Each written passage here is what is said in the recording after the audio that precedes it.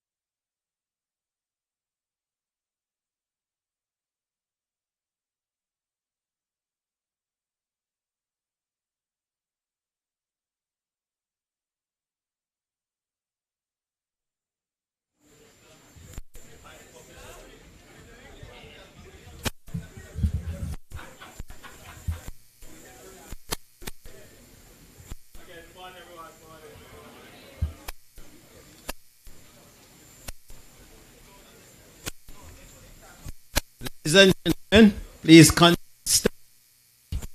playing of the national. Hope this mic don't start giving any problem, you know.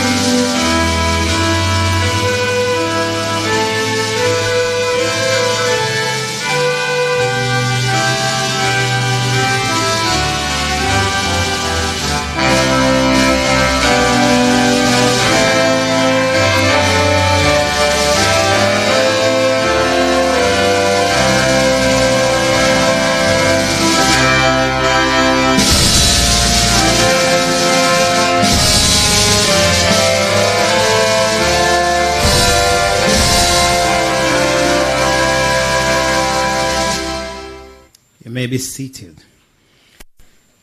Ladies and gentlemen, it is my distinct pleasure to welcome you to what is truly a defining occasion in the landscape of national development. The commissioning of the Parnassus Irrigation System and launch of the Parnassus Agro Park right here in the beautiful parish of Clarendon. My name is Dermot Spence, and I have the pleasure of serving as your master of ceremony for this morning's proceeding. Oh, I'm also the permanent secretary in the Ministry of Agriculture, Fisheries and Mining. At this time, please allow me to formally acknowledge presence of several distinguished individuals who have taken the time to be here with us for this very significant event. Mr. Prime Minister, we waited on you patiently. The atmosphere was electrifying. The amount of distinguished ladies and gentlemen, all who are here today, is just too many to name. And to be honest with you, we are very happy from the agriculture side, sir, that you have come here with us this morning.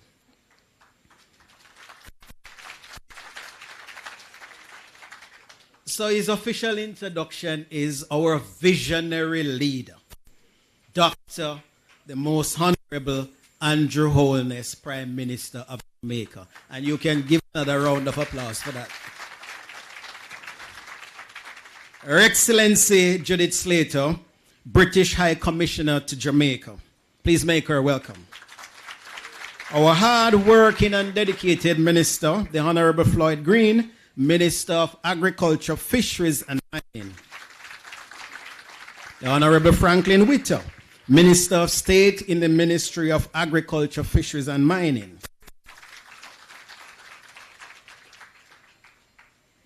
Members of Parliament, Mr. Dwight Sibley's, Northern Clarendon. And Mr. Robert Chin, Manchester Southern. His Worship the Mayor, Councillor Joel Williams, Mayor of Maypen.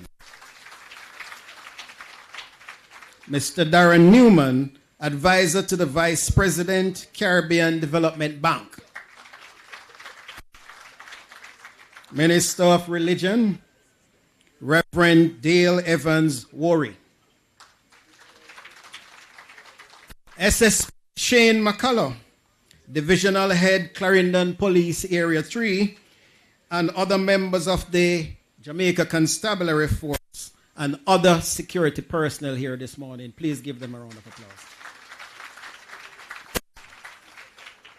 Distinguished ladies and gentlemen, excellencies, heads of agencies, chief technical directors, other members of the Ministry of Agriculture, Fisheries and Mining, members of the media, our farmers, agro-processors, other stakeholders who are all here with us and are joining also online. Ladies and gentlemen, please make everybody, one and all, welcome. Welcome to the commissioning of the Parnassus Irrigation System and launch of the Parnassus Agro Park. It is important that we pause for a moment to invite the presence of the Lord to guide this event, the work ahead, and the future of all involved. I invite Minister Worry to bring a word of prayer.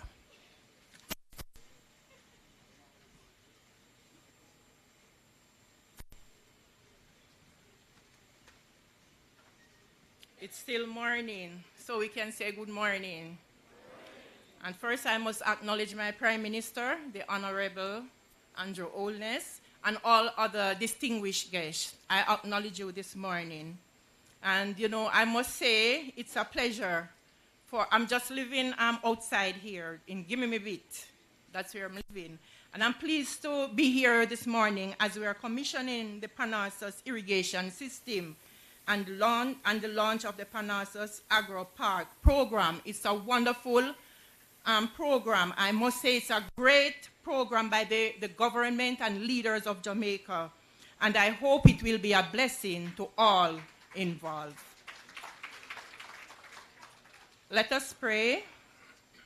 Heavenly Father, we thank you for life, and we thank you, Lord, for this new day.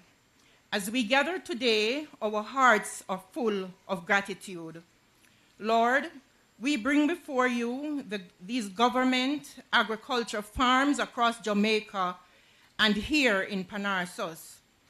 We ask for your hands of blessing upon every seed planted, every worker involved, and every plan that is made by those who lead. May these farms not only produce abundant harvests, but also serve as channels of provision and hope for our communities. Grant wisdom to those in leadership and those who oversee the agriculture policies and programs. May their decisions be guided by integrity, sustainability, and a heart for the people.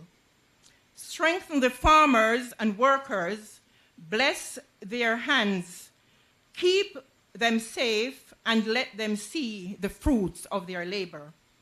Let the land yield its increase. Let these farms become models of excellence, and let all those who benefit from them lift up their eyes in thanks to you, our Heavenly Father, the giver of all good things. We commit these farms, their workers, and their mission into your hand. Let your favor rest upon them, and let your provisions never run dry. In Jesus' name I pray. Amen.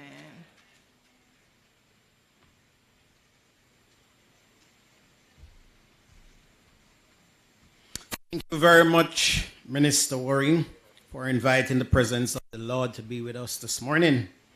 It is now my pleasure to invite His Worship the Mayor, Councillor Joel Williams, Mayor of Maypen, to deliver the welcome.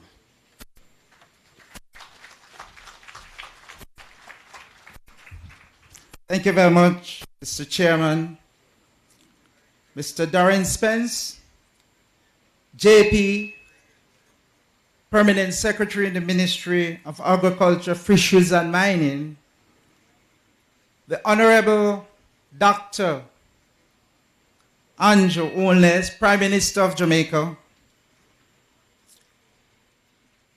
Honorable Floyd Green, Minister of Agriculture, Fisheries and Mining, Minister Frank Witter,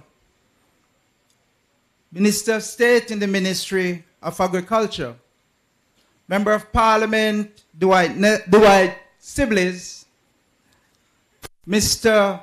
Robert Chin,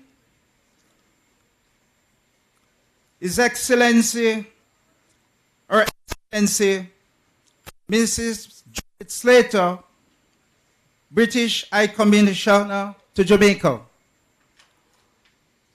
councillors, councillors caretaker, other distinguished guests gathered here this morning for this momentous occasion, the launch of a very significant project in this part of Jamaica and ultimately in this part of Clarendon. Those of you who gathered here might not have known that the last time we had any significant project of this kind was during the 1980s with spring cleaning. Today, vision of the Prime Minister and the government of Jamaica has once again brought to this part of Clarendon this project that will suffice the development of our food production for the country of Jamaica and for the people of Clarendon. And by extension, will be providing the kind of opportunities that the farmers in this part of Jamaica has been yearning for since the downturn of spring clean. It is indeed a pleasure for me to welcome you, those of you who are here for the first time. I am pretty confident that this project will sustain itself and will bring the reward to the people and to the country and to the GDP of Jamaica that make us continue the prosperity that we need to make sure that Jamaica become the country of choice to invest. Without any further ado, I once again want to welcome you and ask of you, those who are here, to make sure that you will enjoy yourself, but by extension, the farmers who will be producing, I ask of you to do so with diligence, because Jamaica needs this kind of project now more than ever. Welcome you all. Thank you very much, and God bless you.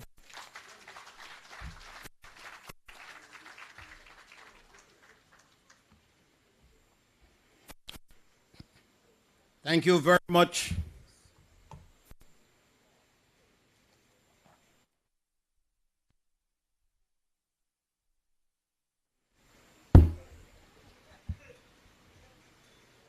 Thank you very much, Mayor Williams.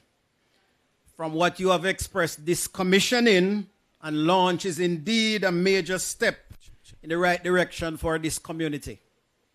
We hope that it will bring you great future.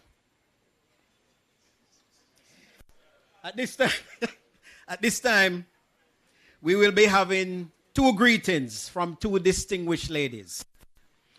First, we will hear from Her Excellency Judith Slater, British High Commissioner to Jamaica, followed by Dr. Darren Newman, Advisor to the Vice President of the Caribbean Development Bank. Please make them both welcome.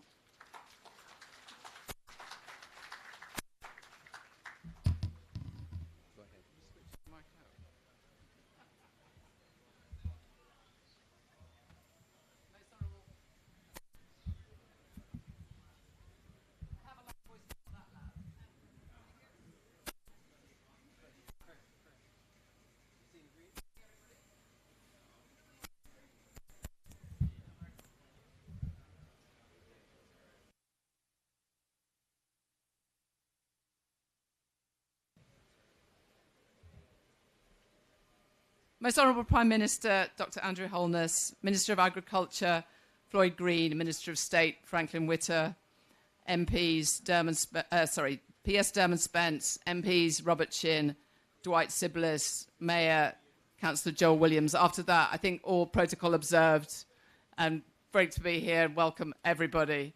I'm really, really delighted to be here back in Parnassus today to represent the United Kingdom here in Jamaica as we open the tap on the first completed pump house. This is the culmination of a huge amount of work, as many of you here today know. And it's the first of what I hope will be a number of celebrations, Minister Green is nodding, over the coming months as this project comes on stream. So that's at Amity Hall and Essex Valley, in addition to Parnassus.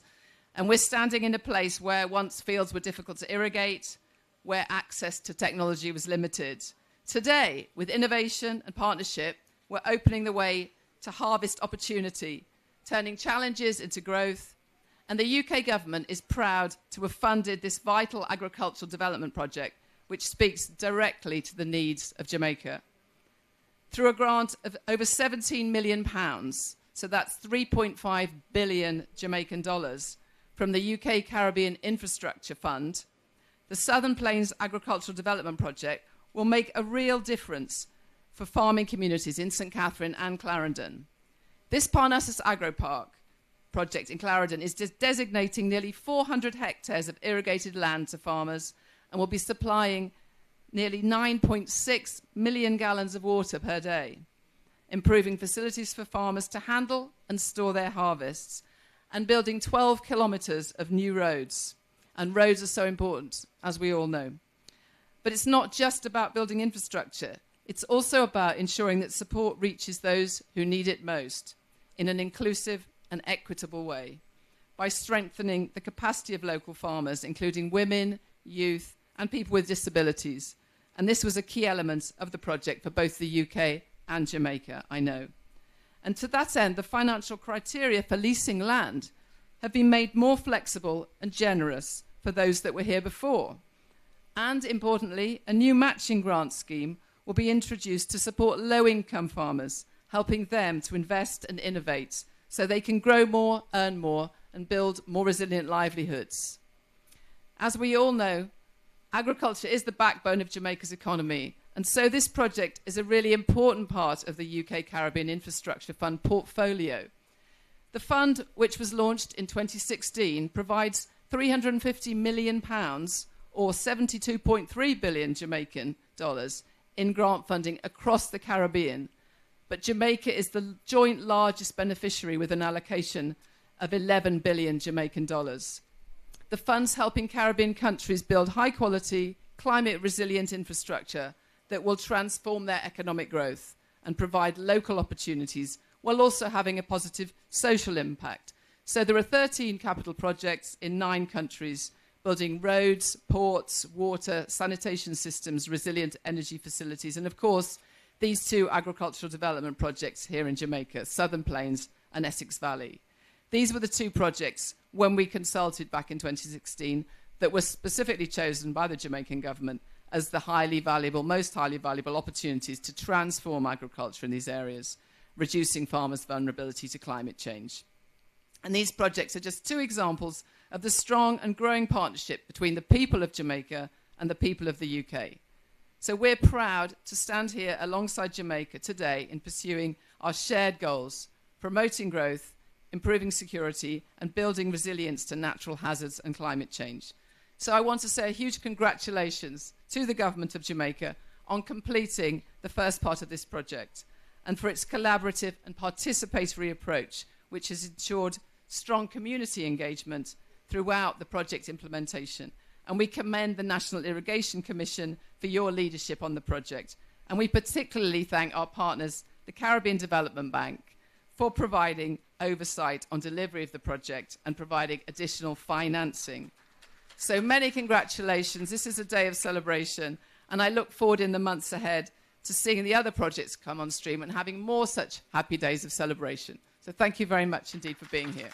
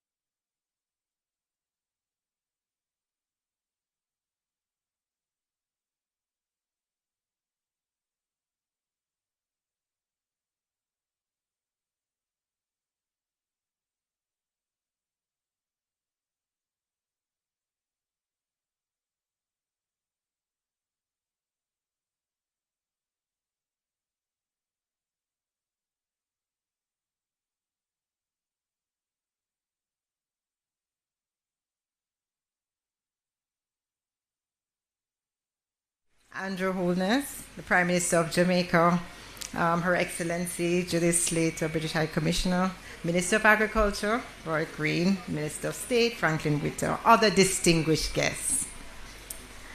Firstly, allow me to convey a heartfelt apology for our Vice President of Operations, Mr. Isaac Solomon of the Caribbean Development Bank. He's unable to join us today, but I am here and I will do my utmost best to represent the bank ably.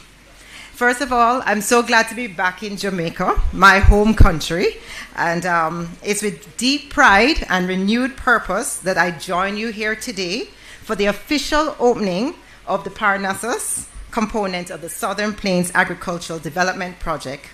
And we see this as an initiative that strengthens a major step forward in Jamaica's agricultural transformation. But it's more than commissioning an irrigation system. Of course, it's the realization of a shared vision of a food-secure, climate-resilient Jamaica. This project emerges as a critical inflection point, you'll all agree, for Jamaica and our region, as climate change accelerates and trade dynamics shift. Our food systems face unprecedented pressures.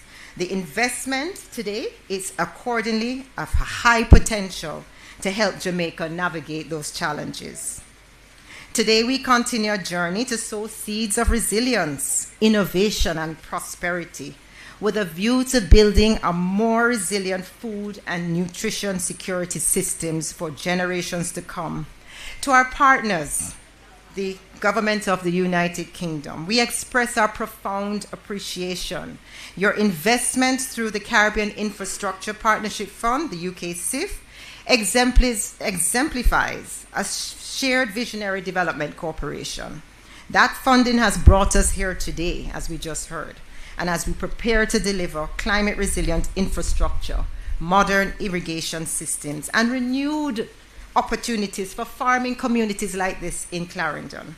For CDB, the Caribbean Development Bank, this is also a reflection of shared values and a joint commitment to sustainable and inclusive economic development. Ladies and gentlemen, here in Jamaica, this partnership extends beyond Parnassus. Of course, you just heard about similar investments, Essex Valley, and we have Amity Hall. And they're catalyzing a transformation of Jamaica's agriculture sector, addressing water security, climate adaptation, market access, human capital development. And these signal a recognition that our climate resilience and food security are not peripheral concerns. Just to add very quickly that this is in very, very close alignment with our agriculture sector policy. First, climate resilience is a main pillar, and the system today is built to ensure functionality amid shifting rainfall and extreme weather events. I'm sure we're going to hear more about that. There's also inclusive development. True progress is measured not only in an increase in production and sales, as we know, but the improved lives of our farmers and other people in the communities. And there's a targeted matching grant scheme. Financing will be provided to smallholder farmers with a focus on marginalized and economically disadvantaged individuals, including women and youth, to enhance their capacity. I want to say that Jamaica this is a reaffirmation of our unwavering commitment to Jamaica. You're 17% of the bank's shareholding, so you're a vital member of the bank and a key driver of our shared regional agenda. You must, as the years move ahead, we must make leaps and bounds in building the enabling public systems for climate resilient agriculture to flourish and forge equitable market participation partnerships that help farmers. To the Ministry of Agriculture and Fisheries, the Agro Investment Corporation, the National Irrigation Commission, and others, thank you for your leadership and cooperation. To our partners again from the United Kingdom, you have proven that this cooperation is grounded in mutual respect and a shared purpose, and this can deliver extraordinary impact. We will see that. Let today mark a turning point, not just for this community, but for the region, and the Caribbean Development Bank stands behind that. We look forward to the farmers using the investments to fuel intergenerational prosperity, to build a legacy of resilience and equity and prosperity that will nourish us for decades and decades to come. Thank you so much for making this investment a catalyst for a more food security Caribbean, one farmer at a time. Thank you and congratulations to all involved. Bye-bye.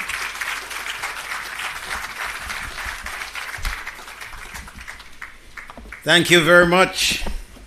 Indeed, as we have heard, this Parnassus project represents a monumental step forward in our efforts to build a more sustainable and resilient agriculture sector.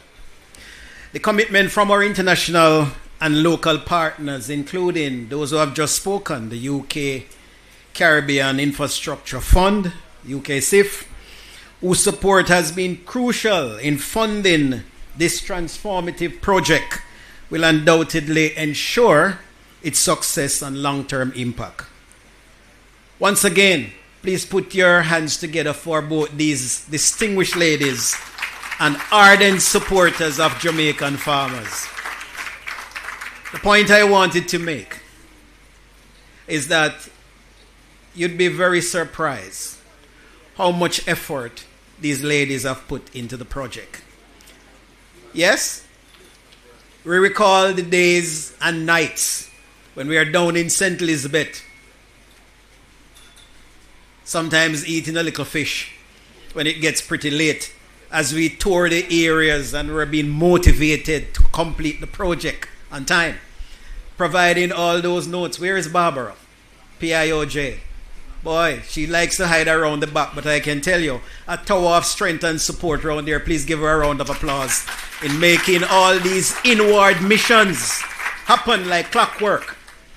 To the entire team from the UK CIF and the CDB, our sincere thanks. Ladies and gentlemen, at this time, we are pleased to be entertained by a talented young man. He's a creator who is very poetic. He's very skilled, and he used poetry to amplify and celebrate the Jamaican culture. Please join me in welcoming Mr. Corey Rhymes. Mr. Rhymes, where are you? Please make him welcome.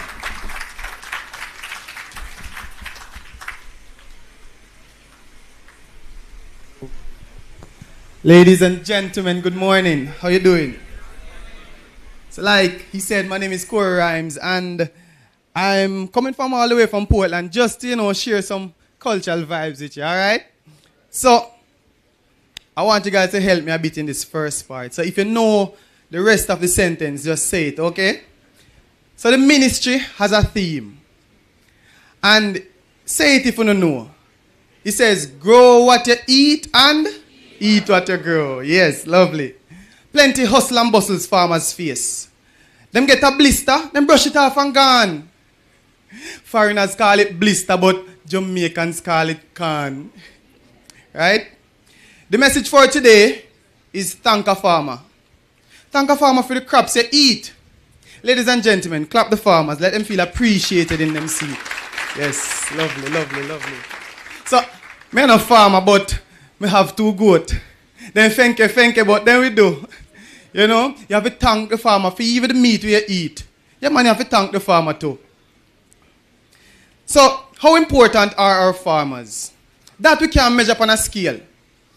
Let's just say, without our farmers, Jamaica would definitely fail.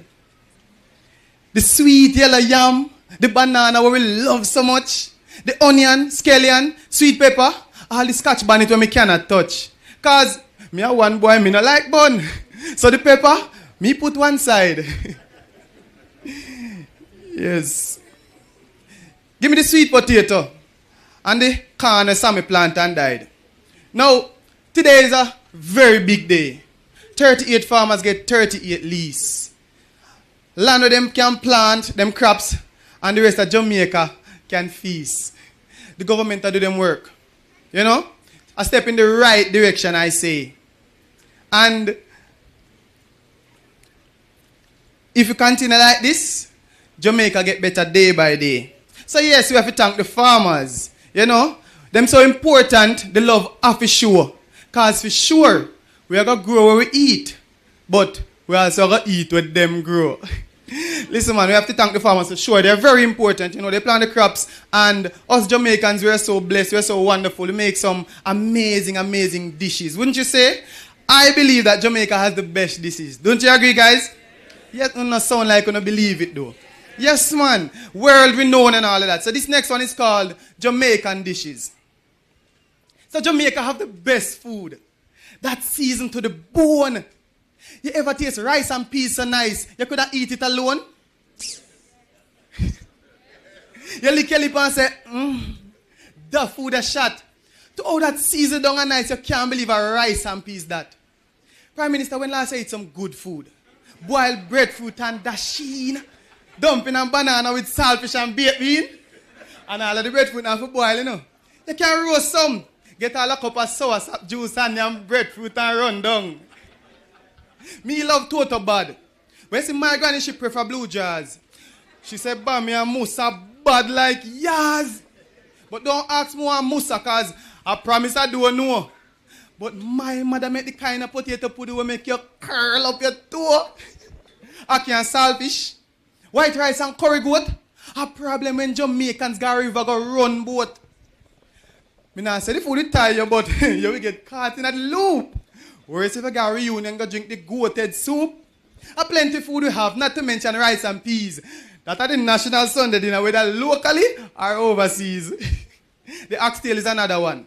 That make you can't straighten your toe. Me just a drop off of the phone, off of the bone.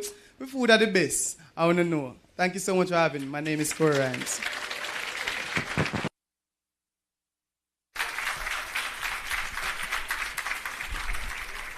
Thank you very much, Mr. Rhymes. Please give him another round of applause.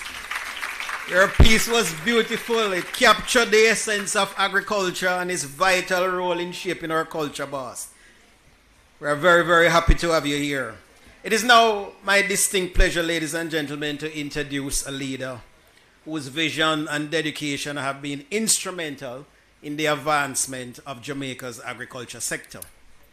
His efforts to drive the transformation of agriculture, fisheries and mining, ensuring that projects like this one, the Parnassus Irrigation System and the Agro Park here comes to life and have a lasting impact on our communities. Please join me in welcoming the Honorable Floyd Green, Minister of Agriculture, Fisheries and Mining.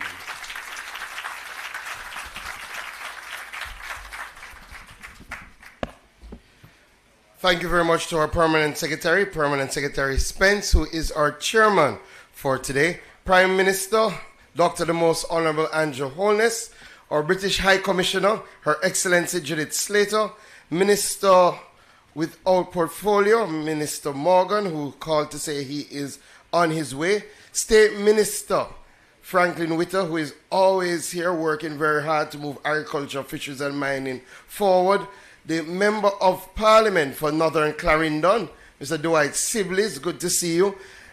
The Mayor, Councillor Joel Williams, I'm happy that you reminded people that the last time we had something like this in agriculture was in the 1980s. I wasn't born yet. I wasn't born as yet. CTD, Courtney Code, and other members of the Central Ministry team, of course, are friends from the Caribbean Development Bank. I love when they're here. It means the money is here. Dr. Newman, good to have you and the team here. Our chairman of the Agro-Invest Corporation, Mr. Ian Murray, chairman of the and members of the board, chairman of the National Irrigation Commission, Mr. Vitus Evans, and members of that board, CEO of the National Irrigation Commission, Mr. Joseph Giles, and members of the team, project manager, Mr. Williams. And the NIC has done something very good today. They have brought in all their administrative professionals to join us because today is Administrative Professionals Day. Can we say happy? Yeah, give them a big round of applause. Our CEO of the Agro-Invest Corporation, Mr. Vivian Scully, and members of the Agro-Invest Corporation team. I know our JAS team is out here, led by President Dobson and CEO Grant other heads of agencies. RADA is here, our parish manager from RADA is here, and other parishes, the RADA team is out here. Members of the media. I'm doing all of this so the Prime Minister doesn't have to do it. Members of the media, farmers, agro-processors, PIOJ is also here, and we have to, the PIOJ is also here. They did a lot of hand-holding to ensure that we could be here. The Hard Trust Emily Park team is here, and they have to do a lot of work in relation to training here. Ladies and gentlemen, the most important people here are, in fact, our farmers. So, good morning, everybody. I really do stand here with immense pride and joy as we commission the Parnassus Irrigation System, and launch our Parnassus Agro Park. This is extremely important to us in agriculture because we know that for decades farmers have faced tremendous challenges with water and access to water, and tremendous challenges around tenureship of land. And I see Mr. Chin sits here feeling very proud because he is in Southwest Clarendon, and a number of the farmers who will benefit are from Southwest Clarendon. So today we will not only be commissioning the irrigation system, but importantly, we will be issuing leases to farmers so they will have the tenureship they need to invest and drive their own wealth creation.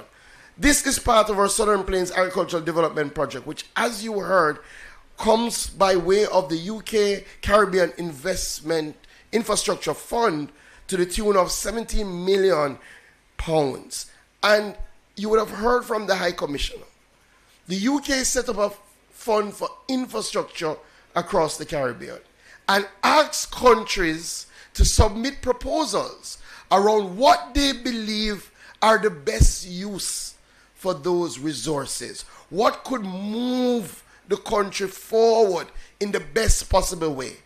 And I think we all can be proud that this government prioritized agriculture and irrigation as the best use of those funds. And we did it for the farmers because, to be honest, of all the classes of people in Jamaica, the most important and the most resilient are our farmers. You don't want to clap for that. People don't like when I say the most important because everybody in every profession believes that their profession are most important. But no matter what profession you are, no matter whether you're rich or you're poor, you all have to eat. Not true? So the most important person is the person who is providing that food. And this is Farmers Month. And our campaign for Farmers Month is Thank a Farmer. So I all want us to say thank you, farmers, after 3. 1, 2, 3. Thank you, farmers. Absolutely. And you know why we should thank them especially? Last year was a tough year for farmers. We started the year in drought, and we were getting resources for drought. Then we had our earliest, biggest ever, at that time of the year, hurricane. And then when we thought we were out of the woods, we had non-stop rain and flood. But yet still, our farmers are out there doing what they love. They are the true Jamaican spirit. You pick him up, you lick him down, he bounce right back. What a hard man for dead. That is the Jamaican farmers. And we don't believe in just saying thank you as a government. We say thank you in action, not in talk. Because talk is easy. But love has to be a verb.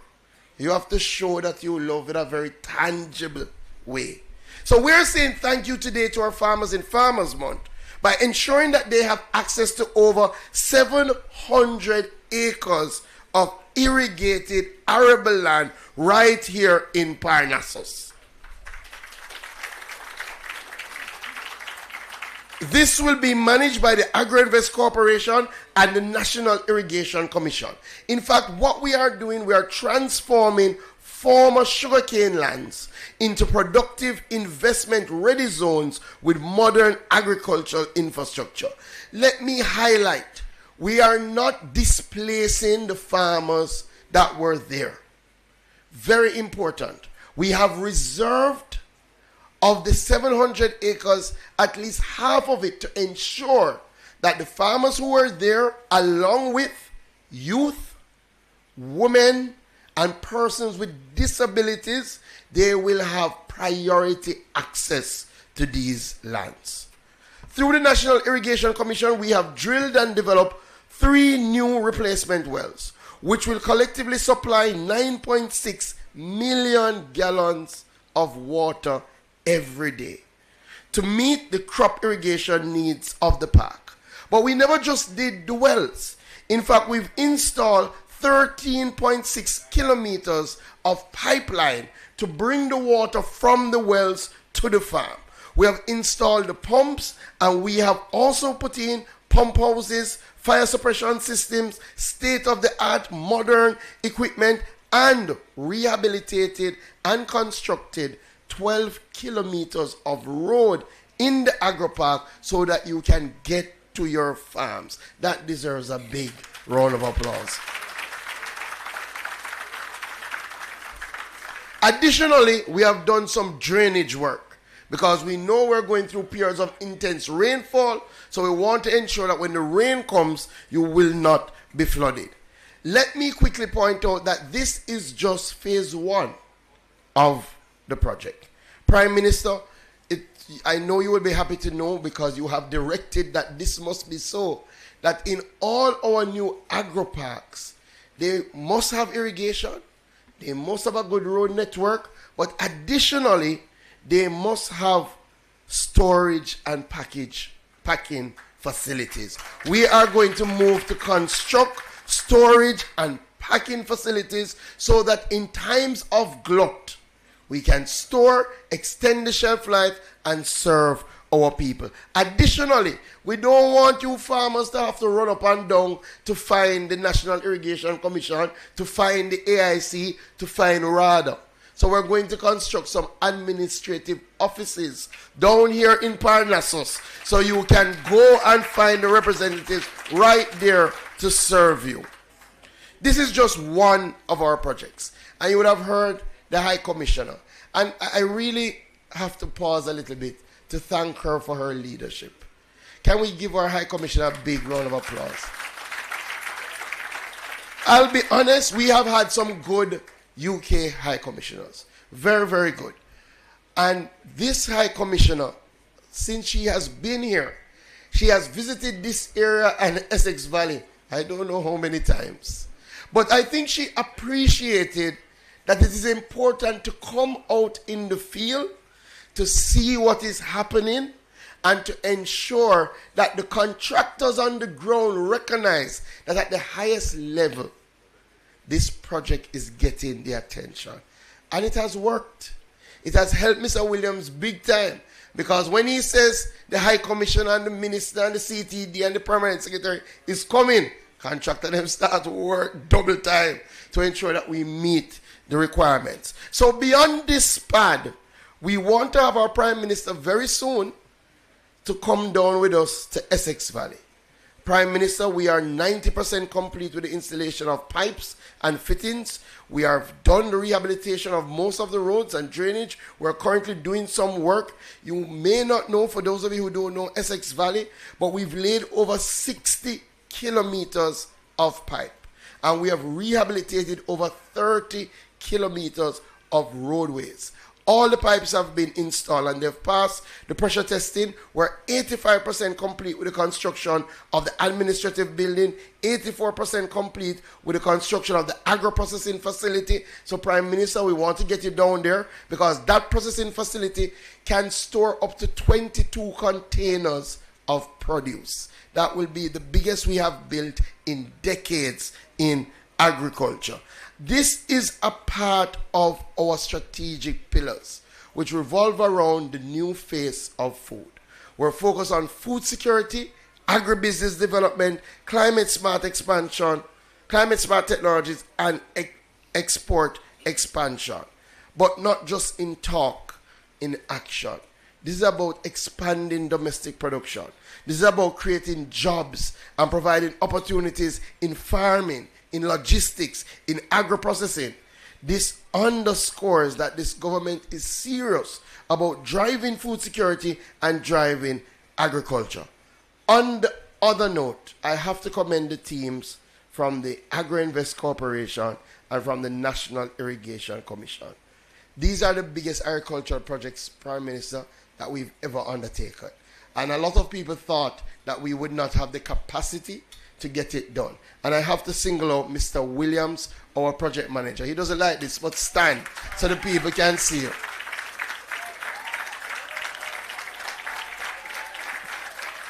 There was a time that when the PS and I sat down, we were very concerned.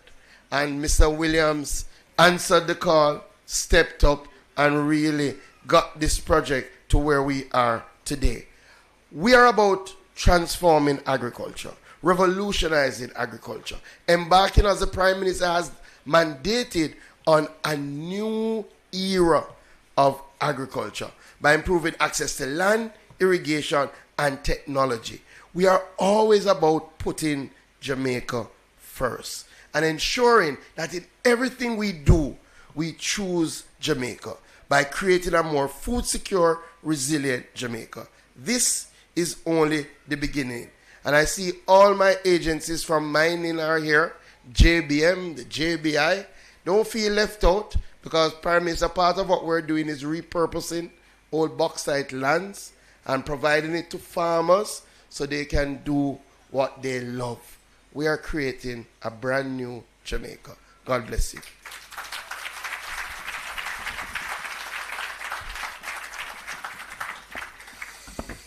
Thank you, Minister Green.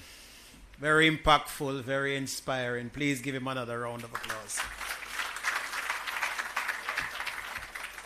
You know, Honorable Prime Minister, before you came this morning, when I arrived, a farmer walked up to me. Mr. Spence, the Prime Minister come for true? So I said, yes, he wouldn't make a promise and we wouldn't set up all of this. He's not going to be here. Him said, that is good, We just want to know, say, income, We just want to know, say, income. You don't have to do nothing more than just come true, So I said to him, I bet you did not know that the Prime Minister is a farmer himself. He said, I didn't know that. Well, I said, yes. His father is a farmer, currently very active in St. Elizabeth. The Prime Minister has his own greenhouse and is very, very keen on technology application in it. Water timing and all kind of thing. It's a serious matter. It's mango season. Some of you don't know, but Prime Minister, I'm pleased to advise, it's $5,000 a dozen. You could be supplementing your income from right up there. The only thing I'm asking you, let me get one for taste this year.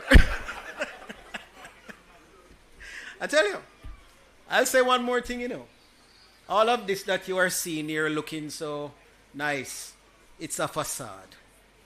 Prime Minister, this is truly a facade. So when people say you go and you turn on water, you do a thing and then the thing vanish after, I'm guaranteeing that this will vanish. Because where you are, ladies and gentlemen, you are on a farmer's plot. All of this tent, all the marl that you see lay down there will go shortly. When you come back here, it's going to be crops. So, Mr. Prime Minister, I'm preempting all of that to let the country know that this is a facade, and what will truly be here is serious agriculture production. If you look around, it is land clearing that is taking place. And we're going to turn our water over there so for irrigation in this very plot. Right? So, this is a facade, but it is truly a facade before the genuine and real purpose for what we intend to have here. Now, ladies and gentlemen, I know you have been looking forward for this moment.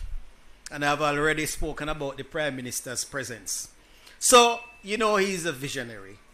consistently steered this nation towards growth and prosperity, a champion for the farmers, a champion for the poor, whose leadership has been pivotal in guiding Jamaica's journey through what?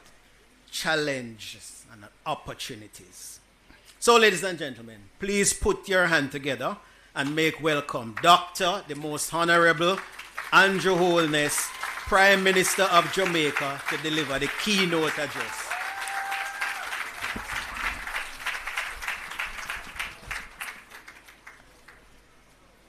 Permanent Secretary, I don't know why you have felt the need to tell this audience my business.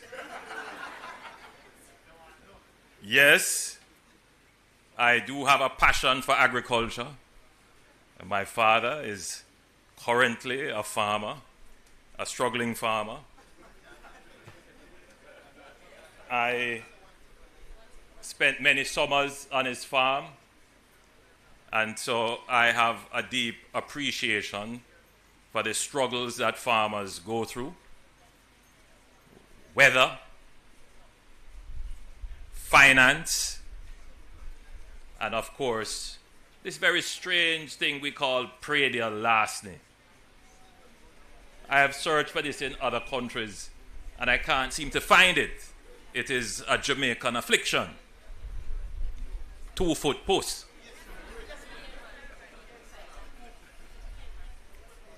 So I was very pleased as I entered the facility when I spoke with the senior superintendent in charge of the parish, who told me of the amazing reduction in murders and violent crimes, over a 49% reduction since the beginning of the year.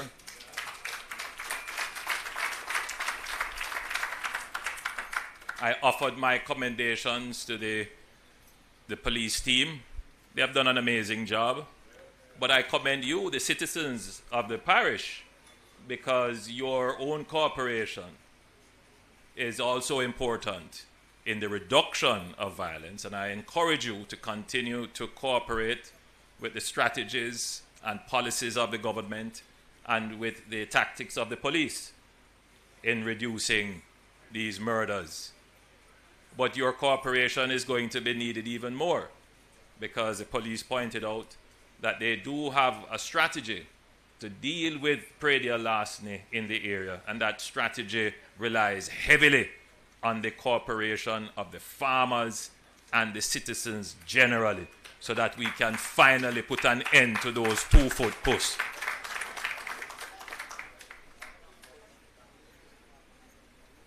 Minister Green, thank you for bigging up everybody, but I must big up our British High Commissioner. When David Cameron was the Prime Minister, he visited Jamaica sometime in 2015, and he launched the Caribbean Investment Fund. You see how long ago that was? I was then leader of the opposition. I had an opportunity to meet him, and this was part of the discussion. So I'm very happy today, in 2025, 10 years after, to be able to turn over to the farmers of Clarendon this agro park. Jamaica has about 40% of its landmass which could be considered arable, meaning you can farm it. Of that, presently, only about 15% would be irrigated. 15%. With this and Essex Valley, the Southern Plains Agricultural Development Project, SPAD it is called, we will probably get close to 20% of our arable lands irrigated. That's still not enough. I want you to consider what that means. It means that you can only exercise some degree of control over your agriculture in only 15% of your arable land. The rest of your lands would be subject to the vicissitudes, the change in weather. So the output, the productivity that you would like to get would be subject to climate change issues, weather issues, and that's not good for sustained agriculture. And so the strategy of the government, which is why when we were asked, what would you like the support that is coming from the Caribbean Infrastructure Fund to be deployed into? We said, let's put it into making our agriculture resilient and sustainable. Let's build infrastructure that mitigates climate, weather, and other factors. And so that is what we're doing here today. This is a big thing. Now, we have another big project that is being worked on. Minister Green pointed out that the last time the Minister of Agriculture did anything of this magnitude, which would be Spring Plains, he wasn't born yet. Well, to give you a sense of the generations, I was.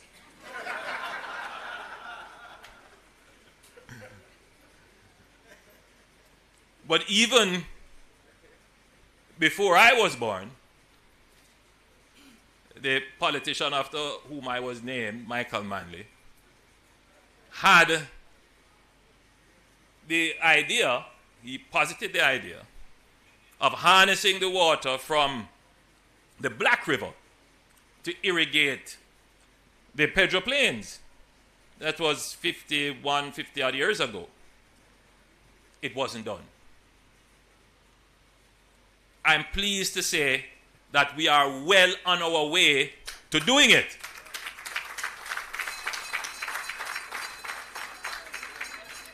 And when we do Pedro Plains, which is well on its way, we would have moved our irrigated lands to being about 50% of our arable lands.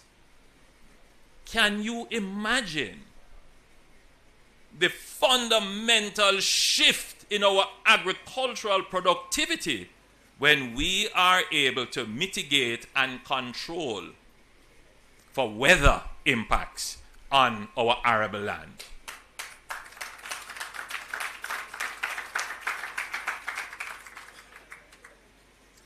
That's fundamental.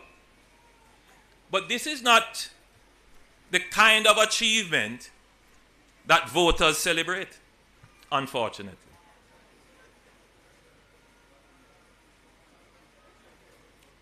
A lot of it is voters don't know this, some don't understand it. But the farmers who have been practicing mulching for decades in southern St. Elizabeth, because that is how they mitigated the weather effect, when they now have reliable water that is coming from pipes and irrigation systems that they can plan in advance, they will see the transformation. And what the average voter will see is far more foodstuff in their supermarket shelves and in the Coronation Market and in Linstead Market and in all over. But what they will also see is a stability in price. So this will have an impact on the cost of food.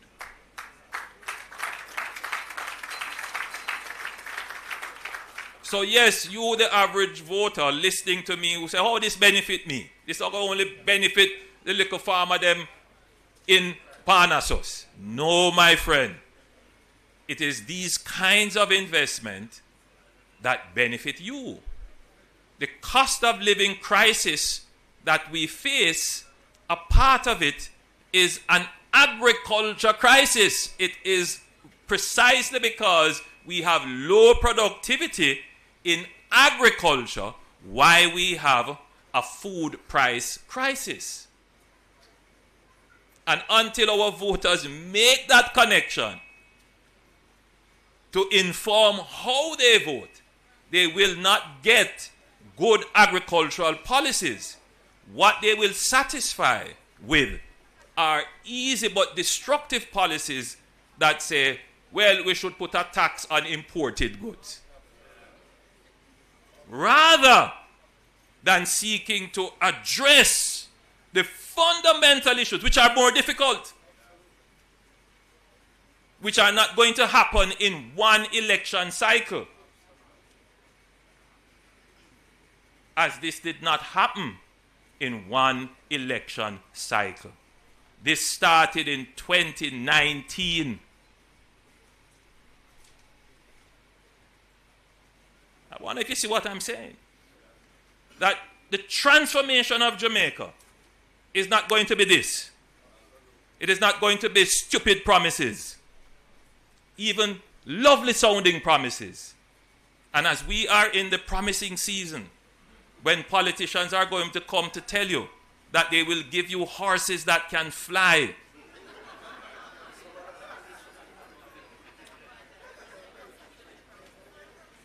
the worry is not the politicians who are going to tell you that the horse that they are selling can fly. The worry is the voter who believes.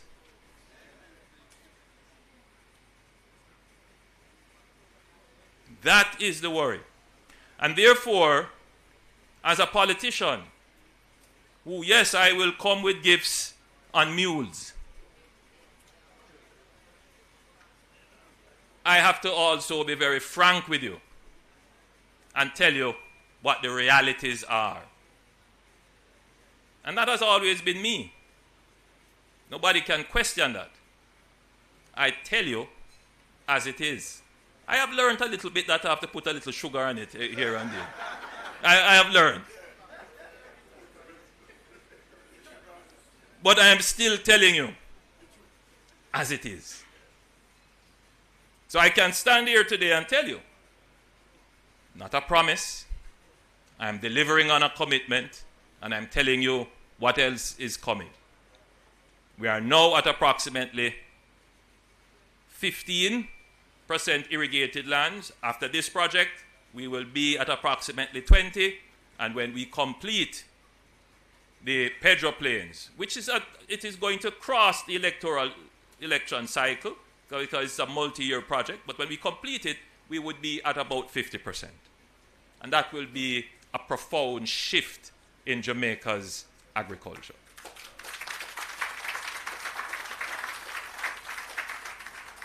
So I could very well end my presentation here, but my speechwriters would be upset. So it is my great pleasure to welcome you to the official opening of the Parnassus Agro Park. An important step forward in our ongoing mission to transform agriculture in Jamaica. Today, we not only celebrate the commissioning of critical agricultural infrastructure, but we also recognize its role in my government's pivot towards inclusive, sustainable, and climate-resilient growth in rural agriculture. Today, we are planting the seeds of resilience and opportunity. This agro park represents a future where Jamaican farmers are empowered, communities are revitalized, and our country moves closer to a competitive and climate-resilient agriculture sector. Agriculture is not just a pillar of our economy, it is the foundation of our national food security. As global supply chains face increasing pressure and climate change threatens traditional productive systems, it is more important than ever that we as a country can feed ourselves. A strong agricultural sector ensures that our people have access to affordable, nutritious food, even in times of crisis. It reduces our dependence on imports, shields us from external shocks, and creates the conditions for real independence, economic and social. In a world marked by geopolitical tensions, rising energy costs, and unpredictable commodity markets, food security is now a matter of national security.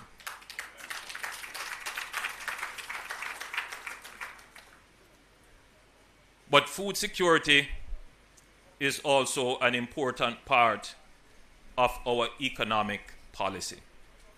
Food security is seen as an important part of what they would call the microeconomic policy. Agriculture, how do we get farmers onto land, get the prices stabilized, put in place infrastructure to support them. But in a sense, it is also a part of what you would describe as the kind of macroeconomic policy as well, because having a strong agricultural sector is a buffer to inflation. And I want to spend just a minute here to drive home that point. Because when the average Jamaican hears about inflation, the first thing that comes to mind is my purchasing power is going to be eaten out because the prices of goods have increased, and therefore our wage negotiations, and I'm not dealing with wage negotiations here, but immediately there would be pressure on wages to be adjusted upwards in order to compensate for the loss of purchasing power due to inflation. I want you to think back for me, all of you who are here, including those of you who were born in the 80s and 90s, that's the beginning of your world, who may not understand the tragedy that Jamaica went through in the 90s with inflation. And in the 2000s, early, the impact of inflation then. The conversation then was about the macroeconomic adjustment.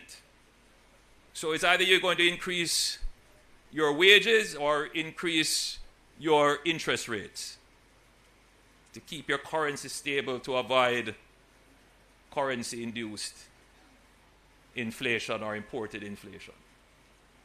But we have never had a conversation about the impact of increasing productivity on inflation. That's not a consideration in the Jamaican context. In other words, for the last 4 or 5 decades, we have not addressed the issue of productivity. So the permanent secretary uses a term, facade. He says it's a facade. The strategy of constantly trying to adjust wages to keep up with inflation is a facade. We're just tricking ourselves, keeping ourselves in a loop where we are constantly losing real value because we are not increasing our output. So what you have to see this as is an attempt to have a genuine, real increase in Jamaica's productivity, in Jamaica's output. And this is what will have a real impact on inflation. Now, granted, farmers, some of the inflation that happens in Jamaica, particularly in the past, happened because of bad government policy. Now, we have put bad government policy out of the mix by putting in place strong institutions. Independent central bank, strong fiscal structures to control government policy, and now we have inflation targeting. And so you will see that Staten released this month figures which were incredible. I think it was something like 0% inflation. In other words, meaning that government's policy is having very limited impact on inflation. So having solved that, then what would be the other drivers that could create inflation? Yes, imported inflation, and sometimes inflation induced because of supply issues. So for example, if there is bad weather and because of a drought, the output of farmers fall, what is going to happen to the price of goods in the market?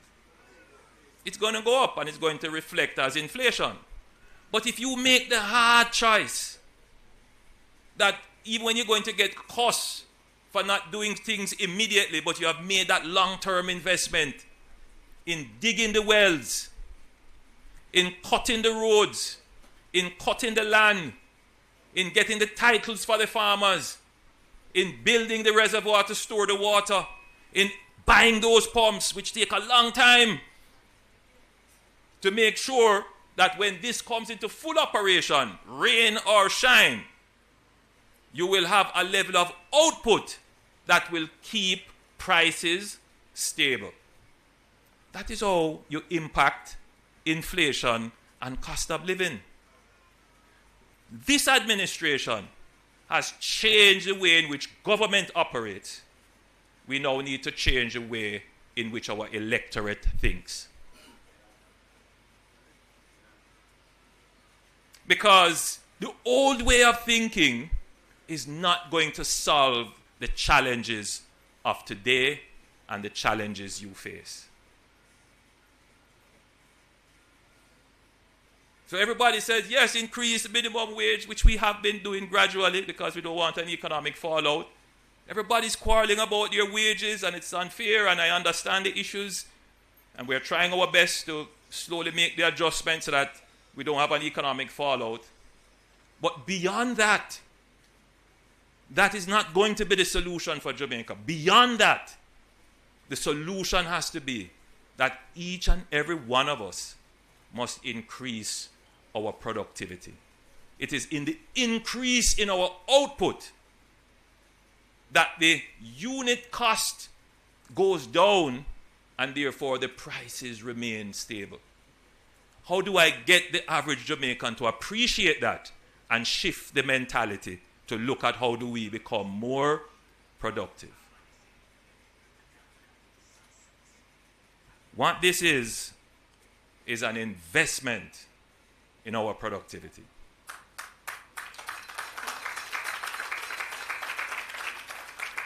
Every farmer who comes onto this land is immediately more productive than farmers struggling out there without water, without storage, without proper roads. And so the objective of the government, Minister Green, if he were released to tell you the discussions that we have in cabinet, he would know how much beating him get. To get these projects going, to get them out of the ground. Now, I'm not saying here I'm 100% pleased, because I do recall several conversations, even with former ministers, about why is this project taking so long? It shouldn't have taken this long. And as I look at it on reflection, this project is 2 years late. 2 years. Why? For another reason that I have said, Jamaica must address its public bureaucracy.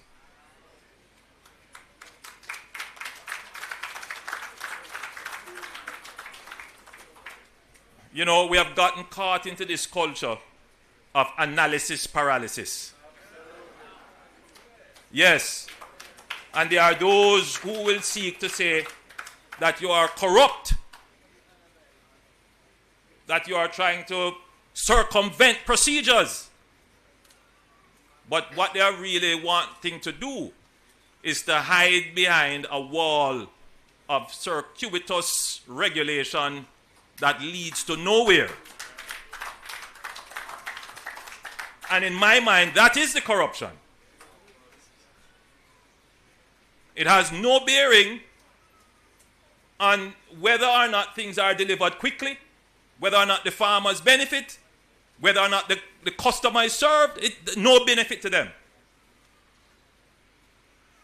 And we are going to destroy that. We are going to break down that wall of unnecessary bureaucracy. Things that don't make sense. Entities that have been formed and are on the public's budget year after year and can't show what they give to the public, those allocations must be questioned. There are many government entities that claim your taxes. They live only to serve themselves. When you ask them, why I have to fill out this form? Why I have to do that? Why this? They can't tell you. They just say, well, it's the law.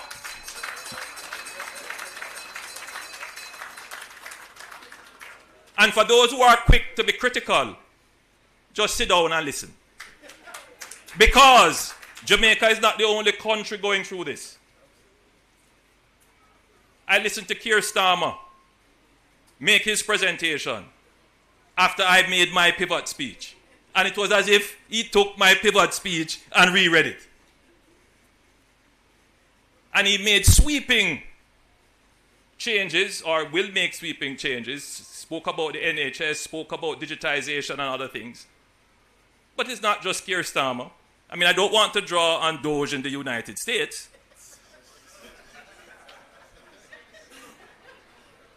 But just up the road from us in the Dominican Republic, who would be in our peer group, they recognize this and they are moving swiftly ahead to make their bureaucracy agile. We have to rethink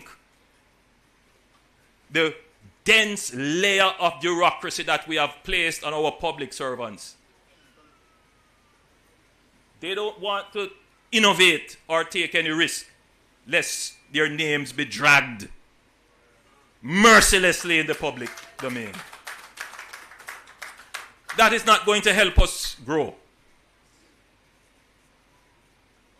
I keep saying,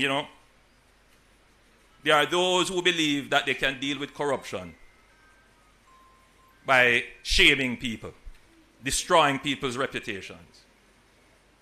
But they will never speak about inefficiency. They will never examine a system for its inefficiency. And what costs us as Jamaican taxpayers is inefficiency. Oftentimes, the flip side of corruption is inefficiency. And if you want to deal with corruption, deal with inefficiency.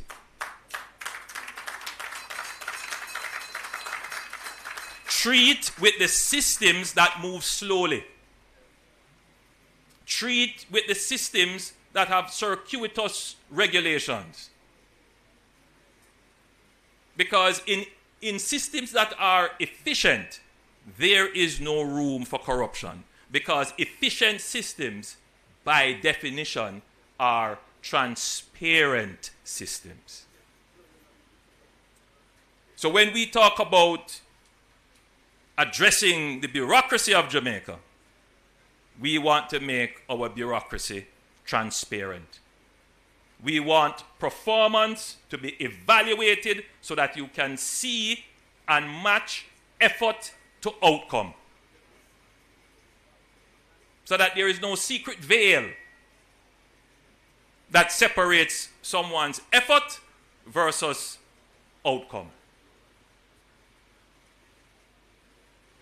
And that's where we have to move with dealing with bureaucracy. So this project, in my estimation, should have been at least a year and a half earlier. So our growth has been delayed. And we accept it because, there's a thinking in our culture that if it didn't take long, it wasn't well done. That's very strange for the fastest people in the world.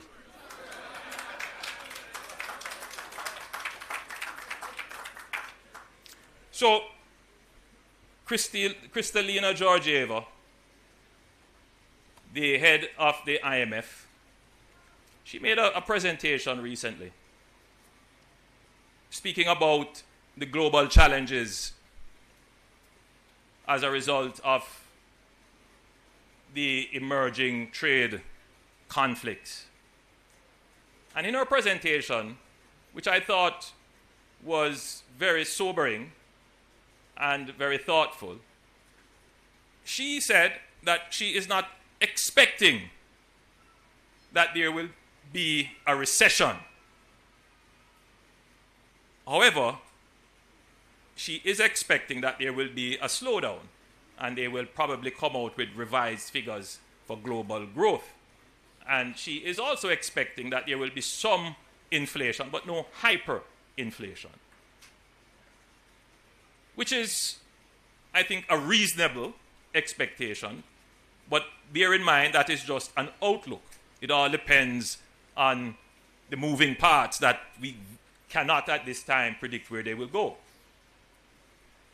But she also said that when these major changes are happening globally, it is the small countries that are impacted the most. Small countries are impacted the most. Jamaica has been this way before. In the 70s, there was a global move to increase oil prices. Again, many of you were not born, some of you were there, but how you appreciated what was happening, you may not have had this perspective on it. But countries that control an important global resource, oil, OPEC, decided that they would come together and control, or rather increase, the price of oil internationally. And that led to massive economic dislocations in Jamaica, precipitated a debt crisis for Jamaica.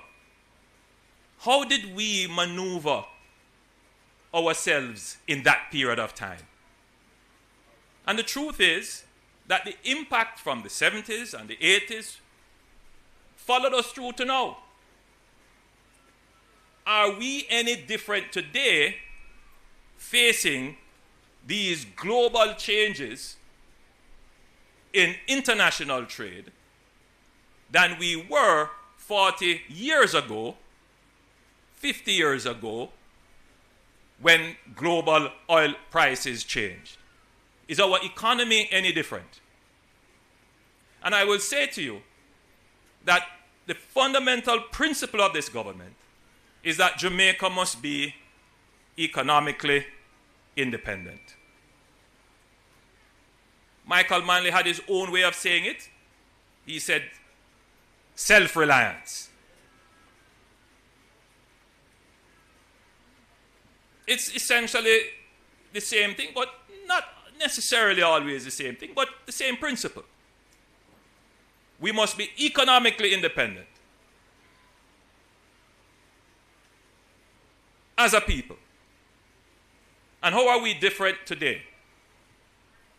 Today, and our policies are very much aligned with what the head of the IMF has pointed out. She said that a lot of the vulnerability of small countries is because they are highly indebted or are facing climbing debt. Today, Jamaica is still relatively indebted, not highly, but the difference is we have policies in place that are driving down our debt, even in the face of crisis. Even when there are politicians who would say, ignore reducing the debt, spend now. We have not done that. We have remained committed to driving down the debt so that when the global shocks occur, which they will, Jamaica will be able to withstand those global shocks. And the impacts on you and your life will be minimized. So Jamaica is totally different today than it was 40, 50, 30, even 20 years ago. Secondly, she says that we must build infrastructure to mitigate against climate impact. And that is what we have been doing. If you look at this here, this is exactly what this agro park is. We are building infrastructure that will mitigate the impact of climate. But she also said that we have to improve our regulatory and bureaucratic environment in order to be agile. And that is the next stage of our government policy now, to pivot, to create the competitive advantage with our bureaucracy. And let me just quickly say why that is important. Just up the road from us, the Dominican Republic has landed a major investment, which is as a result of the change in global supply chain because of the change in trade policies. It's a multi-billion US dollar investment into their economic free zone. Why did they choose the Dominican Republic? One, they do have labor, and there is some arbitrage in wages. Secondly, they have an established special economic zones, been there for almost 60 years, with specified incentives. We have just built ours, and we will build out the Caymanas economic zone. Thirdly, their bureaucracy is more agile and responsive to foreign investment. And so if Jamaica is to compete in its peer group, the way in which our intellectuals and some of our public opinion leaders think about our society will have to change and understand that what they held sacrosanct a decade ago does not hold today. We must be agile. We must become efficient. We must become more productive.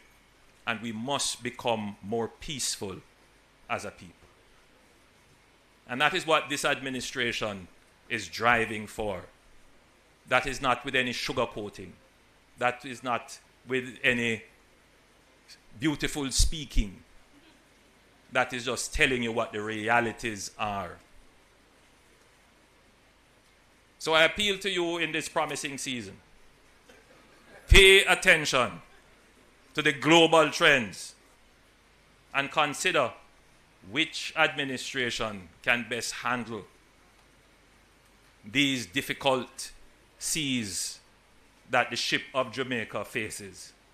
Who can best carry us into safe harbor, and who has been carrying us in these difficult waters without any form of collapse, without any form of overturning, without going astray, running aground. It is this administration.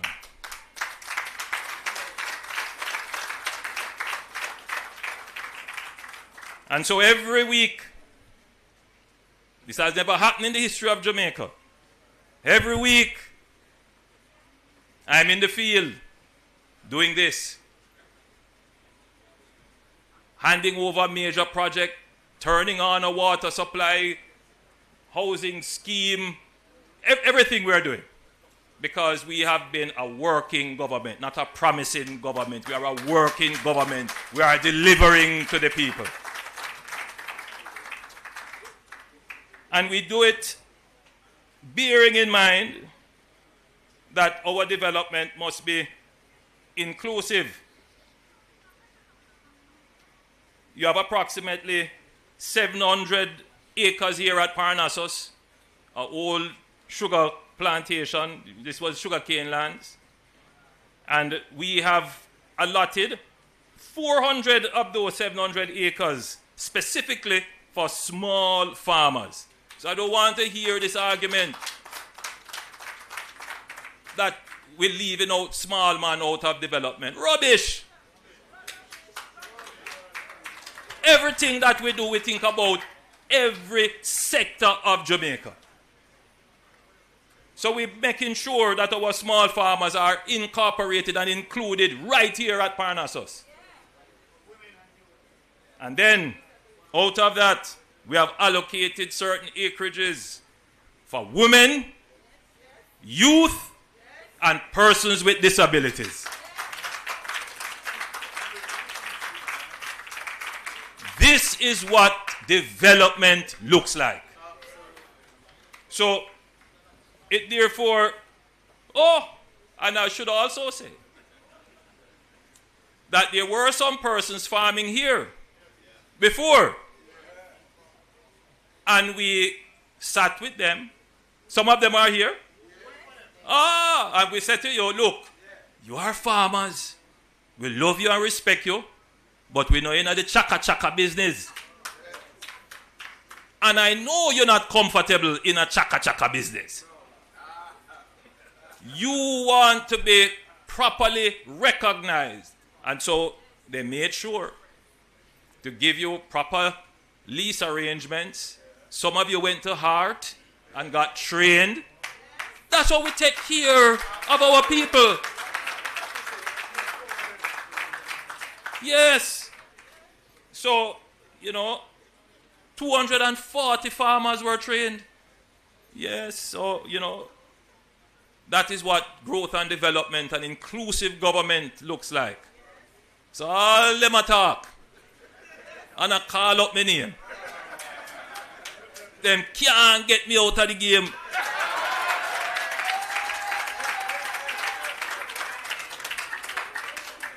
So my friends, it was my great pleasure being with you. You have been a wonderful audience. God bless you. Farm enough, grow enough. Choose Jamaica.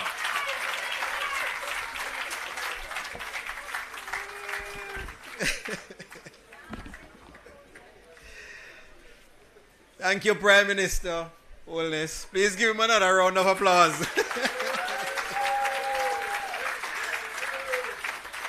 Lessons in social living and economics presented in a very simplified, pragmatic way.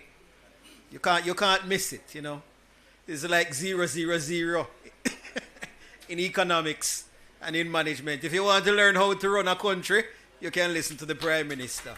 I bet all of you feel empowered like you could go and run it yourself. Budding politicians around, can't get him out of the game. You understand me? Work with it. Work with it. Prime Minister, at this time we want to hand over the leases that you mentioned, because after that kind of speech, there's nothing else to do more than to make the farmers happier. But as we proceed to do that, Prime Minister, I want to remind you that the citrus plants that you needed to add to your citrus orchard, they are still available at the ministry. And you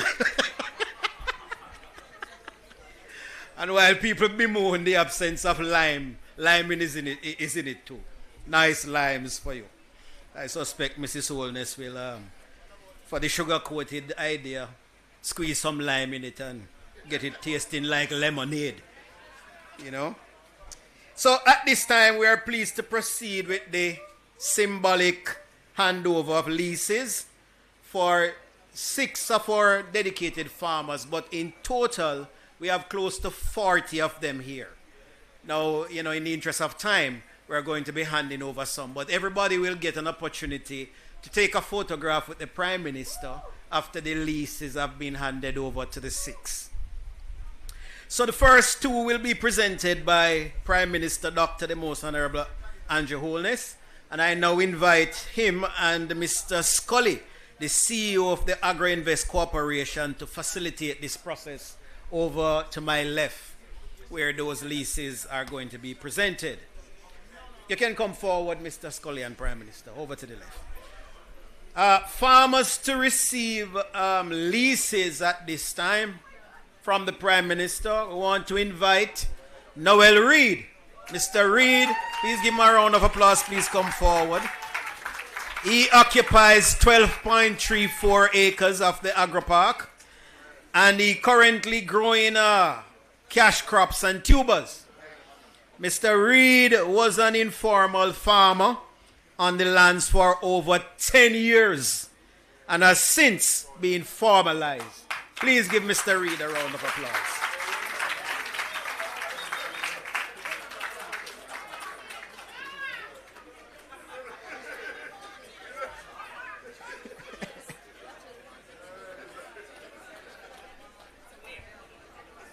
You want to move this? No, but you're going to block it. Yeah. All right. Next up, Chanel Henry, 29 years old. She occupies 93 acres. Oh, his father. Her father. The lease will be collected by her father, Mr. Vendris Henry. But his daughter occupies 93 acres, which she plans to use for orchard crops and pepper production. Miss Henry is a new investor and a beaming example of youth maximizing on the opportunities to excel in agriculture. Thank you very much, Prime Minister. Yes. Farmers to receive leases from the Honorable Minister. Please come forward, Minister Green. We want to call on stage here Mr. Roy Martin and Keone Smith, who have joint lease to occupy 6.13 acres of land, and they are also in the business of cash crops and tubers. Both of them, please give them a round of applause.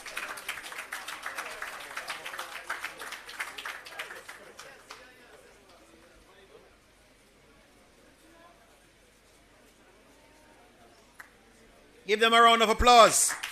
We also want to invite Colleen Walker and Anita Facey, another joint lease, but they occupy 11.5 acres of land and are also in the business of cash crops and tubers. Minister and Prime Minister, these are professional members of the Hard Trust NTA staff.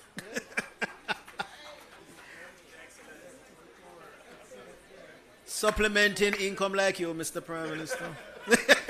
In farming. Thank you very much, Minister. We now invite our State Minister, Honorable Franklin Witter. And we are going to be asking to join him on stage Julian Crooks, Israel, operating on 6 acres of land. She intends to grow Scotch bonnet pepper, sweet potatoes, and sweet corn.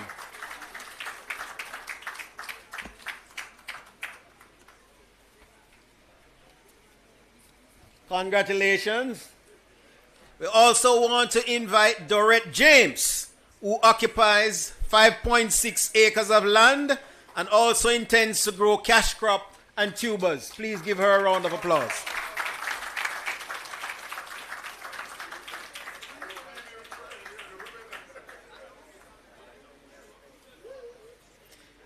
Great. Please give them all a round of applause.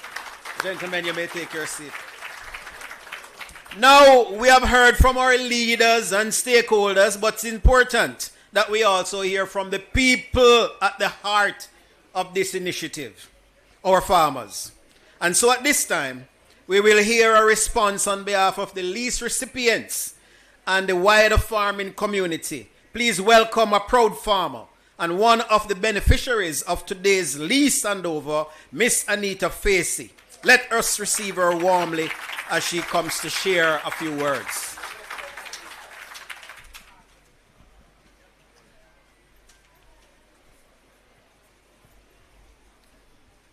Our Master of Ceremonies, Mr. Dermot Spence, our Permanent Secretary in the Ministry of Agriculture, Fisheries and Mining. What is gone? Where is the protocol list? My Prime Minister, a visionary leader, Dr. Michael Andrew Holness, the Minister of Agriculture in the same Ministry of Agriculture, Fisheries and Mining, Minister Floyd Green, our State Minister, Minister Witter, other distinguished guests. All protocols have been established, but I must point out our British High Commissioner. Welcome, Ms. Slater. I am Anita Hall Facey, for those who know me. Hall is my middle name. I am a proud recipient of land today. A resident of the Ebony Park community, which is smack in the middle of Tollgate, Clarendon, along the agricultural belt of Clarendon. You know those roads that will be improved because we don't believe in flying horses, Prime Minister?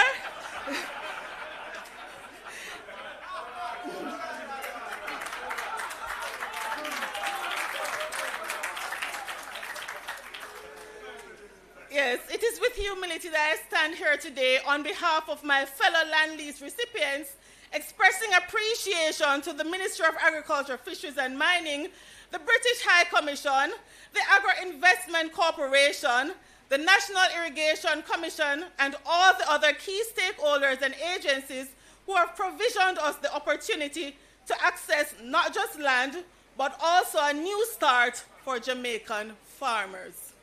Ladies and gentlemen, this is not just about land ownership. It is about empowerment, prosperity, economic stability, and the future of our nation.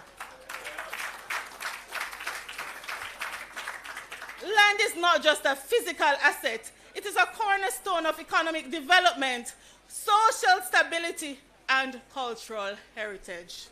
According to the World Bank's collection of development indicators in 2022, 38.5% of our land was posited as agricultural land. And as our Prime Minister said today, it is 40%. Isn't that growth, my people? This lease acquisition is not just documentary evidence, it is a gateway for Jamaica to achieve its Vision 2030 Sustainable Development Goals. While we strive to mitigate the paradigm shifts associated with climate change and food security, the lands that are now in our possession will be used for three key areas. Firstly, to increase the nation's gross domestic product via sound entrepreneurial practices. Secondly, to reduce our food importation bill. So firstly to say, Jamaica aims to reduce our food importation bill by 25%, and we can say that today we are well on our way, as this is aligned with the initiative of CARICOM. Thirdly, social stability. The sense of land ownership fosters a stable and cohesive society whilst promoting the development of our communities. As a proud co-owner of 11.5 acres of land, the property will be used by myself and Ms. Colleen Walker to produce cassava. Ladies and gentlemen, we need to produce cassava. My grandmother used to make me wring the cloth in the night when we should be studying for CXC. I don't have maths now, even though I am an educator. But nevertheless, that's not why we're here. Right? So, as part of this cassava production, there will be fiscal opportunities, not just for my fellow landowner and myself, but also for Jamaica. The Ministry of Agriculture, Fisheries and Mining projected Jamaica will produce 31,833 metric tons of cassava this year, and Colleen and my cassava never counting there, so Minister, is more than the 31,833 tons. And secondly, we believe in environmental sustainability. The crop will also contribute to the mitigation of soil erosion and the improvement of soil health right in this agricultural belt. We also believe that our land ownership will lead to job creation. As an educator, we believe in work-based learning, and not bigging up my organization now, but I don't know the organization, right? So we believe in work-based learning. We grapple with crime and violence, but with a skilled society and educated society, farmers ultimately contribute to the growth and the development and the increase in productivity, and that is what we intend to do. We will also be reducing our health bill, because when we have good food, we have good health, and we look nice, and you notice those of us who were born before the 80s, how we look, all right, because of good food, right, Prime Minister? The cassava will lead to the retention of our culture. Many of our young people don't know what bami is. They don't know. Some people still believe that bami is something that is sold in a supermarket. They don't know it comes from cassava, right? And so we intend to change that narrative. We're also into building communities. We have to pass through several communities to come here. But this is one Jamaica. And so this project that is phenomenal, historical, will be used to transform and build communities. And finally, to increase food security. There's enough food in Jamaica, no child should ever go to bed hungry. There's enough food, we have some nice fluffy dogs that we feed and our neighbors' children are squall out. Farmers, it is our job to change this narrative. In closing, saying thanks to the agencies involved in this historical occasion is just mere words, but our true gratitude will be seen in heightened production and increased economic development. As agriculturalists, and by extension, stewards of the parcels of land entrusted to us today, we are committed to making Jamaica a place of choice to live, work, raise families, and do business. God bless you all.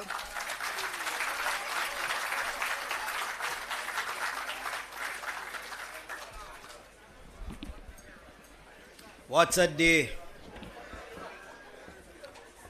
What a day, what a day. Glorious day. Please give her another round of applause. When you plant cassava, Miss Facey, and you're headed into the hurricane season, like we're about to go in now, I'm going to give you a little piece of advice, which I didn't get. But if the hurricane is coming, seriously coming, you can just prune the cassava, and it will just recover immediately. No, nobody never did tell me that when me did worry about the hurricane burial that came. And so I lost 20 acres. Can you imagine that? 1 acre survived, and off that 1 acre, I think I made $1.5 million. Yes, 1 acre survived. So, Mr. Prime Minister, when I recommend farming to you, you understand that you're talking to a farmer too.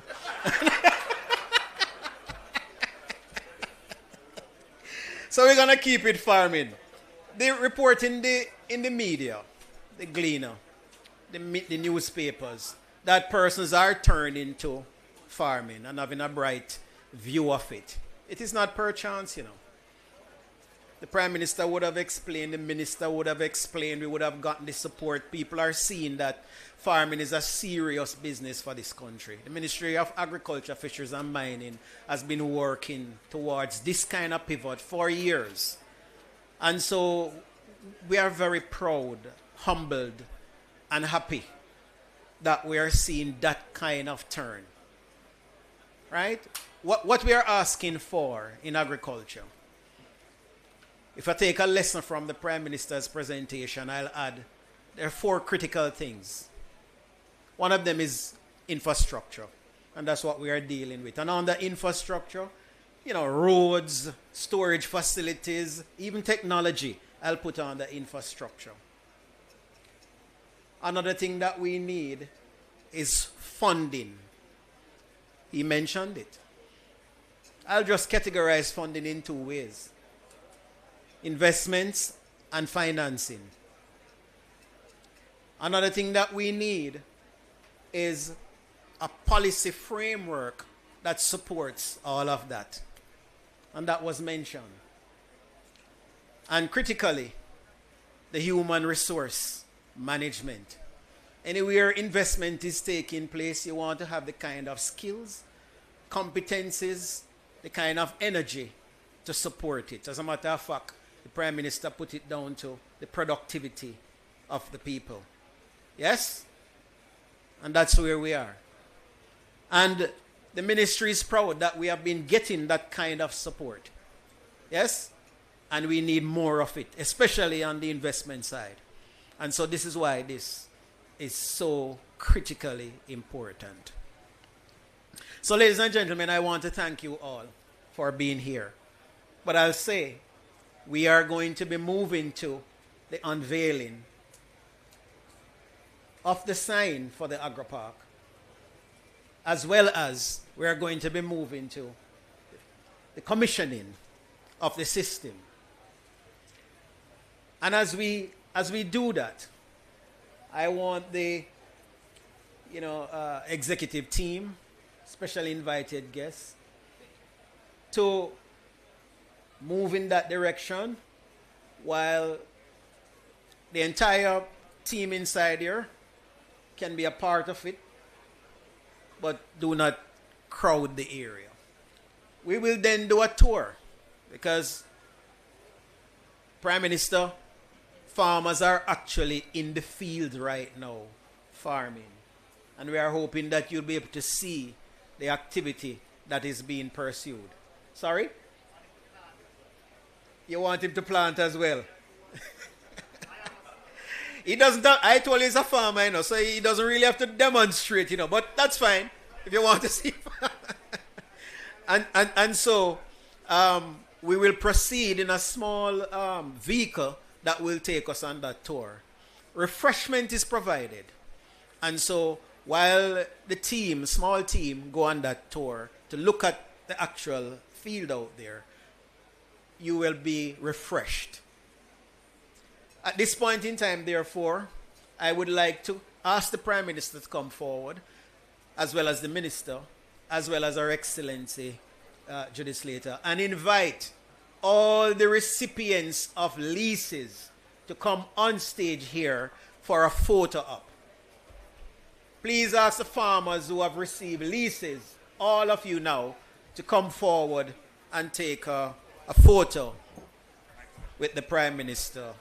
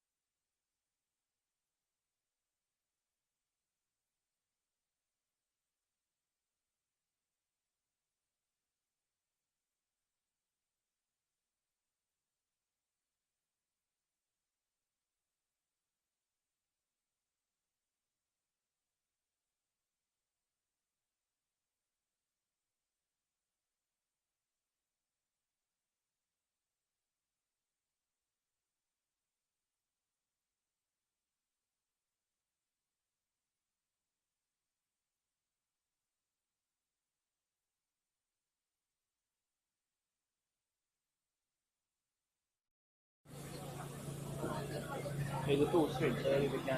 Yeah.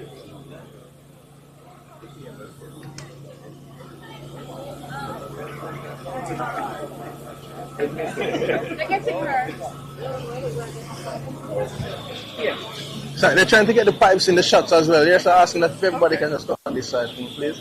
So do I need to untie this? Yeah, I'm still in Clarendon.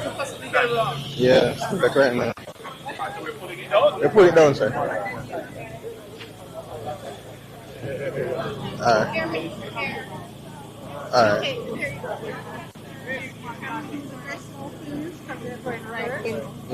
No, nothing specific. What's your 10 for it, man? Alright. Alright.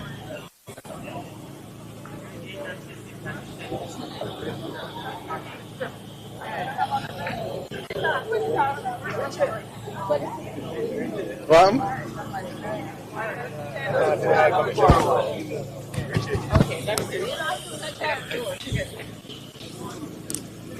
My tax is at 40%. But you have to have some finance they don't understand. It's business. It's not. You know, because what you used to have is production. Just keep it. You know, they kind of afraid that there's a go. And I'm have the land for 20 years and form one day for it. Don't work like that. It's temporarily located here. Yeah. All right, ready? So if you're ready, UDB is here. Good. All right, let's go. Everybody is ready? Hold on. Ready? All right, after 3? Everybody's ready? We go after 3? Ready. All right. 1, 2, 3.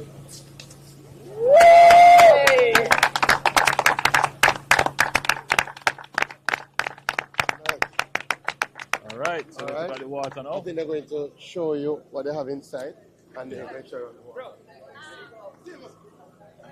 Whoops.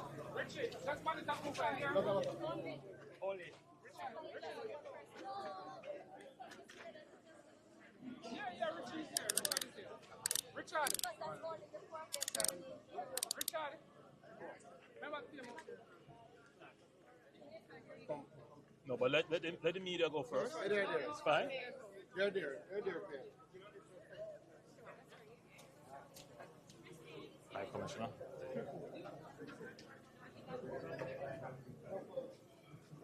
This is Mr. Giles, who is in charge or CEO of the National Irrigation Commission. Good morning again. So we see right here. So we have our variable frequency drive. This is the electrical component of the start, but it is an energy saving device. So what it means is you lift up the load, it ramp up. So what it does, so if you're just serving 10 farmers, that is the amount of water that if you pay and the energy. If you're serving 100, so it's an energy saving device. It has up to something about 40% of what the normal is. So we have the power supply. We want you to start this. First person start it officially. So this is the power supply. The safety, so you lift that up. You just spin that one button. So yes, this one. So this one? This one. So High Commissioner, I give you the privilege. Please go ahead. Spin, yeah. Here you go. All right. So we're going to go outside now. So we're water.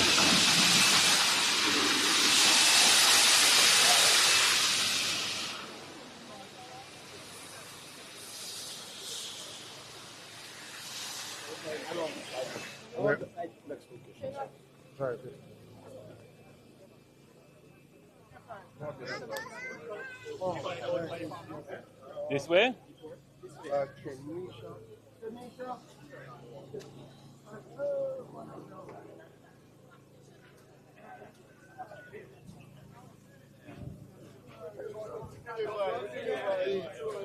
So this is the hydrant point now. So this is just a part of farmers' culture. Oh, so this is the water then? Yes. So you just cannot catch it. So don't, let me test it. Let me test it. Just make sure water in. Just a test. We don't want to turn this and then no water.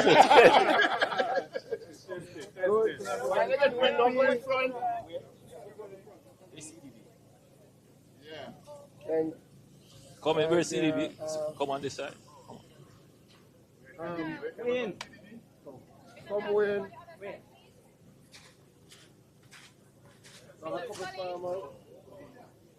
You work too hard. Come.